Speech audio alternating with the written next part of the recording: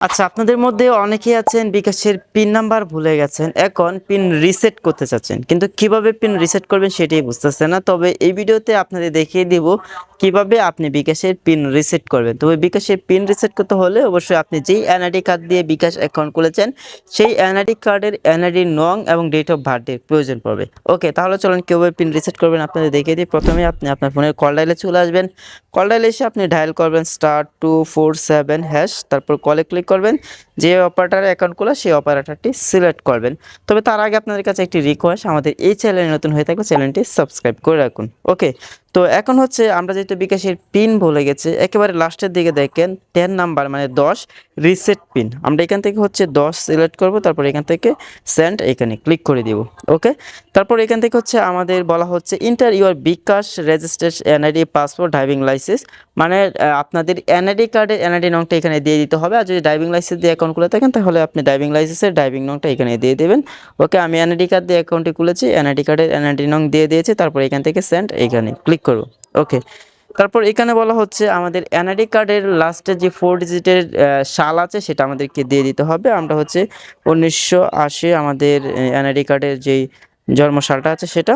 তারপর এখান থেকে সেন্ড এখানে ক্লিক করব। তারপর এখানে আপনাদেরকে বলা হচ্ছে আপনি গত 30 দিনের ভিতরে কি লেনদেন করেছেন তার ভিতরে আপনাদেরকে একটা দিতে হবে। যেমন সেন্ড মানি আছে, মোবাইল রিচার্জ, পে বিল, এগুলোর মধ্যে আপনি কোনটা করেছেন। আমি যেমন এখান থেকে হচ্ছে পে বিল করেছি, তো পে বিল করার জন্য এখান থেকে পে বিল হচ্ছে 4, এখান থেকে আমি 4 সিলেক্ট করলাম। আপনি যদি মোবাইল রিচার্জ করে থাকেন তাহলে আপনি মোবাইল রিচার্জ সিলেক্ট করবেন। আর যদি কোনোটাই না করে থাকেন গত 30 দিনের ভিতরে তাহলে আপনি একেবারে লাস্টের দিকেরটা সিলেক্ট করবেন, নো ট্রান্সলেশন। এখান থেকে হচ্ছে আমি এখন সেন্ডে ক্লিক করব, যেহেতু আমরা হচ্ছে পে বিল করেছিলাম।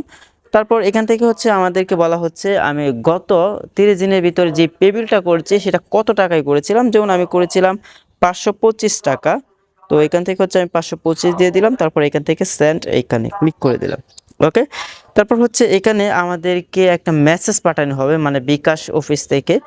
তো দেখেন আমাদের কিন্তু ইতিমধ্যে পিন চলে আসছে, মানে যেটা বিকাশ থেকে দেওয়া হয়েছে যে টেম্পোরারি পিন। এখানে বিকাশ থেকে যে টেম্পোরারি পিন পেয়েছে সেই পিনটা আমাদের সেট করতে হবে। টেম্পোরারি পিন হচ্ছে 8179 তারপর এখান থেকে আমরা ব্যাকে চলে আসবো, এসে আমরা কল ডায়ালে এসে ডায়াল করব *247#, তারপর কলে ক্লিক করব। যে অপারেটর দিয়ে অ্যাকাউন্ট করলে সেই অপারেটরটি আমরা সিলেক্ট করে দিব।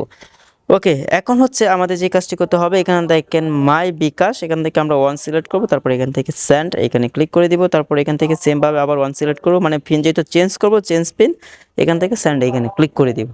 ওকে, এখানে হচ্ছে তারা বলতেছে inter old pin. Old pin হচ্ছে যে পিনটি আমরা টেম্পোরারি হিসাবে বিকাশ থেকে পেয়েছি সেটি আমাদের দিয়ে দিতে হবে। আমাদের পিন হচ্ছে 8179, তারপর এখান থেকে সেন্ড এখানে ক্লিক করে দিব। আমাদের পিন এখন নতুন করে দিতে হবে। এখানে তারা বলতেছে ইন্টার 5 ডিজিটেড নিউ পিন।